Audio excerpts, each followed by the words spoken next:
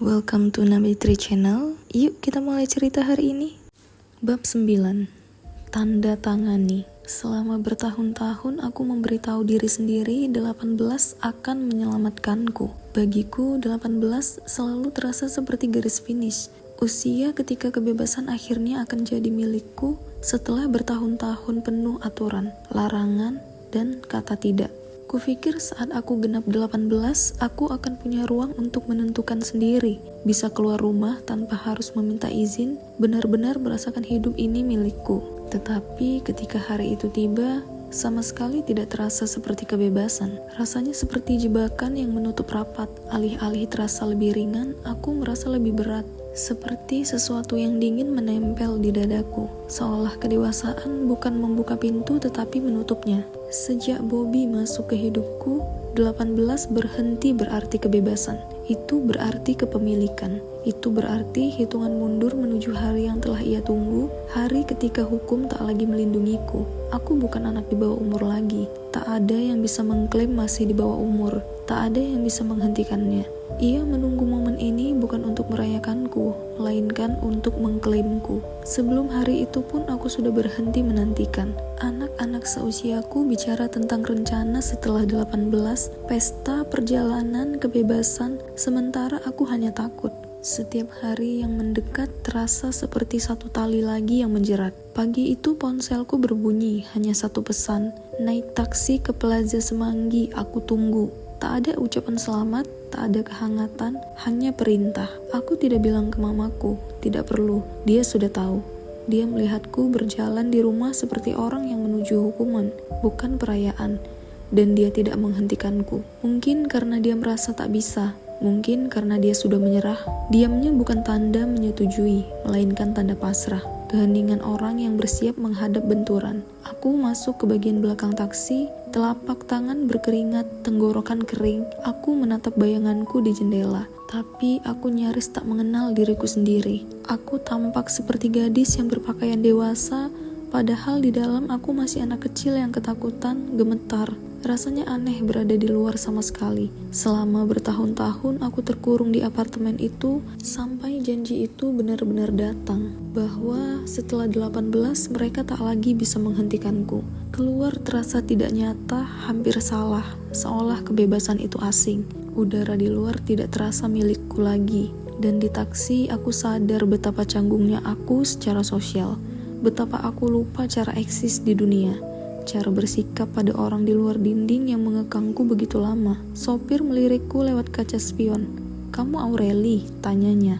Aku mengangguk hati-hati. "Istri saya nonton film kamu," katanya sambil tersenyum. Tanpa jeda, "Kamu kan yang digosipkan itu juga, yang orang tuanya gak setuju dengan kisah cintanya sama pria dewasa itu?"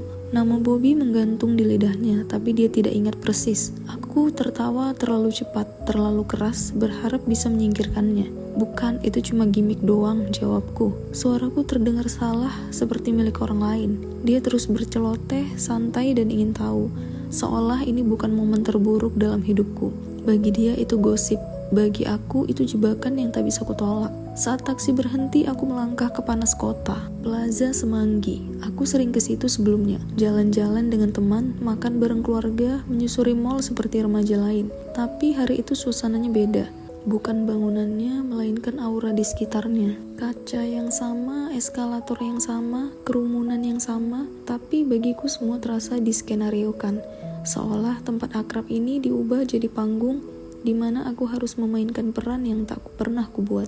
Ia menungguku di sebuah kedai kopi. Ia tidak sendiri. Dua pria duduk di sampingnya, jas rapi, map tersusun di meja. Satu membawa tas kerja. Mereka tidak tersenyum, tidak memperkenalkan diri, tidak perlu. Kehadiran mereka sudah berbicara. Bobby berdiri, menunjuk kursi, suaranya singkat. "Duduk." Aku duduk. Ia mendorong tumpukan kertas di depanku. "Tanda tangani ini," perintahnya. "Tanda tangani apa?" Suaraku tercekat sebelum bisa kutahan. Halaman-halaman itu kabur di mataku. Istilah hukum, paragraf tebal, cap resmi. Nafasku cepat. Ruangan terasa miring. "Ini cuma untuk bantu kita," katanya santai. Terdengar sudah latihan. Biar bisa mulai prosesnya, gereja, rencana, cuma itu. Ia mengatakan semua seperti hal yang tidak berbahaya. Tapi genggamannya pada pulpen mengatakan hal lain. Lututnya bergetar, matanya menatapku seperti predator mengamati mangsa. Kami belum pernah bicara tentang pernikahan seperti ini. Aku baru saja berusia 18. Menikah bukan impianku, bukan rencanaku. Aku menginginkan kedewasaan supaya bisa bernafas, bukan langsung masuk ke jeruji lain. Aku sudah nunggu kamu. Ia mendekat, suaranya menegang. Jangan buat ini susah. Ia tampak tenang, tapi aku bisa merasakan badai di bawahnya. Wajahnya tegang, nadanya rendah dan berbahaya. Seolah menantang aku untuk menolak. Aku menatap kertas itu, jantung berdebar, pikiran berputar. Tanganku berat di pangkuan, lalu terlintas sebuah ide. Kubuka ponsel pura-pura seakan bergetar. Kuharap seperti sedang menjawab panggilan penting. Kuhadapkan jari ke arahnya, memberi isyarat agar menunggu sebentar. Lalu berdiri perlahan, hati-hati, seolah tak ada yang salah. Lalu aku lari. Aku tidak berpikir, kaki melesat sebelum otak mengejar. Aku menembus mall, menyusuri toko-toko, menembus kerumunan. Setiap lorong menjadi kabur, ubin berkilau, eskalator berdengung. Lampu neon berkelip samar-samar. Aku tidak lari menuju kebebasan, aku berputar-putar. Lalu ku dengar gemerincing logam rantainya. Bunyi sandal karet menghentak di lantai, berat, cepat, mendekat. Panik membuncah. Aku mendorong tubuh lebih kencang, belok ke sudut lain, paru-paru terbakar, mata mencari tempat menghilang. Kerumunan menepis, aku tersesat ke tempat parkir, kosong, terbuka. Langkah kakiku menggema di beton. Seketika aku berhenti untuk menarik nafas. Saat itulah kurasakan tangan itu menggenggam lenganku, kencang, belum kasar, belum. Ia berdiri di depanku menghalangi jalan. Wajahnya dibuat tampak khawatir. "Hei, kenapa kamu lari sayang?" tanyanya, lembut, penuh bujukan seolah ini bukan menakutkan. Ia menyibak rambutku, suaranya nyaris manja. "Aku sayang kamu, aku cuma butuh rasa aman. Sesuatu yang bilang kamu gak main-main setelah aku nunggu lebih dari 2 tahun. Kata-katanya melilit seperti tali, kelembutannya sandiwara, tapi genggamannya mengatakan kebenaran. Ia mengencangkan pegangan sedikit, pandangannya menjadi tajam. "Kamu ingat apa yang akan terjadi kalau kamu membangkang?" Aku mengangguk karena aku tahu ancaman itu. Rasa malu itu, bahaya itu. Ia melembut lagi, memiringkan kepala seperti ayah yang kecewa. "Bagus, oke kita balik, gak usah malu. Mereka di sini buat aku. Bertingkah normal aja, tenang." Jadi aku kembali ke meja. Kembali ke mereka, kembali pada kertas. Ia mendorong pulpen ke tanganku. Jemariku gemetar, otakku berteriak tidak, tapi tangan mengkhianatiku. Aku teringat orang tuaku, apa yang akan terjadi pada mereka, bagaimana momen ini bisa menghancurkan keluargaku, dan tetap aku akhirnya menandatangani. Bobby tersenyum puas lalu menoleh ke pengacara. "Kalau bisa coba tanggal 5 Oktober. 5 Oktober, ulang tahun papaku. Ulang tahun adikku juga." Air mataku tumpah sebelum sempat kutahan. "Tolong jangan," bisikku. "Itu terlalu kejam." Pengacara mengangkat bahu. "Mepet ya, kami coba. Tapi seperti yang kami bilang, susah cari gereja yang mau pakai saksi palsu. Lewati prosedur, kami usahakan." Mereka merapikan map dan pergi. Tapi Bobby belum selesai. "Nih, buat aku," katanya sambil mengeluarkan selembar kertas kosong dari tas. Seolah semuanya sudah diatur layaknya skenario. Ia mengatakannya kata demi kata. "Aku, Aureli, menyatakan bahwa aku sadar, dalam keadaan sadar dan menulis pernyataan ini tanpa paksaan. Aku ingin menikah dengan Bobby. Ini kehendakku, keputusanku, pilihanku." Ia membuatku menandatanganinya untuk arsipnya, untuk bukti, untuk kendali. 1 lembar lagi untuk disandra. Nanti ia akan membuatku menulis lebih banyak. Surat, pernyataan, deklarasi, masing-masing jadi bukti untuk koleksinya, masing-masing jadi rantai baru di leherku. Pertama kali itu tidak mudah, air mataku menetes di halaman, satu demi satu, mengotori tinta, membuat huruf luntur. Bobby jadi kesal dan memaksaku mengulang. Berkali-kali, ku coba menghapus bekas air mata, tapi tangis terus datang, mengotori setiap baris. Saat aku menulis ulang, salah satu teman lama Bobby datang. Usianya seumuran Bobby, sudah menikah, bekerja sebagai manajer di sebuah perusahaan. Ia mencondongkan tubuh untuk melihat kertas, memastikan terlihat resmi. Lalu ia terkekeh. "Cewekmu masih kecil banget, Bob. Tulisan tangannya aja masih kayak anak SD." Tawanya menusuk lebih dalam dari pulpen di tanganku. Malu mengganda. Setelah memiliki semua surat itu, kami pergi ke ATM di dalam mall. Bobby bilang mau cek transfer. Jadi, aku berdiri di sampingnya sementara ia menekan layar mesin. Secara tak sengaja aku melirik layar dan melihat saldo.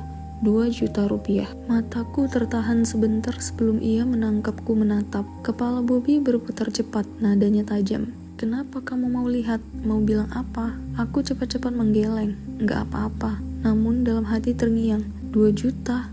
Ia mau menikahiku dengan jumlah segitu. Bagaimana ia membayar gereja, pengacara yang ia sebut-sebut? Lalu aku ingat ia baru saja bayar uang muka mobil. Mungkin itu sebabnya cuma segitu yang tersisa. Tetap saja rasanya aneh. Aku memberanikan diri bertanya lembut. Hati-hati. Itu rekeningmu satu-satunya? Ia meledak. Serius? Kamu bertingkah materialistis kayak Putri. Duit bisa dicari, keluargamu miskin juga. Malu menyengat. Aku cuma bertanya, tapi cara ucapnya membuatku merasa murahan. Serakah, tak tahu terima kasih. Aku cuma minta maaf, takut ledakan berikutnya. Di perjalanan pulang, aku menangis dalam diam. Air mata membuat jalanan jadi goresan cahaya. Berhenti nangis, katanya ketus. Mamamu harus lihat kamu bahagia sekarang, karena bebas dari mereka. Lalu hampir tertawa ia menambahkan, tahu nggak kalau kamu nggak menandatangani, aku sudah tahu apa yang akan kulakukan. Aku menatapnya waspada, ia tersenyum tipis. Aku akan bunuh orang tuamu, ikat kepala mereka ke mobilku dan seret di jalan. Nadanya santai, hampir main-main, seakan menggambarkan adegan film. Aku bilang, kamu nggak bakal lolos. Ia mengangkat bahu. Kalau begitu aku masuk penjara, aku nggak peduli. Kalau aku nggak dapat kamu, mereka juga nggak menang, aku tetap menang. Dan kepalaku yang bodoh mempercayainya. Bagi sebagian orang, 18 berarti menjadi dewasa. Bagiku berarti lain. Itu adalah ketakutan yang dikemas jadi kebebasan. Itu adalah berjalan ke dalam kandang lain yang belum kulihat batasnya. Kata-kata pengacara berdengung di kepalaku. Lewati prosedur, cari saksi palsu. Tidak ada yang terdengar legal, tidak ada yang terdengar benar.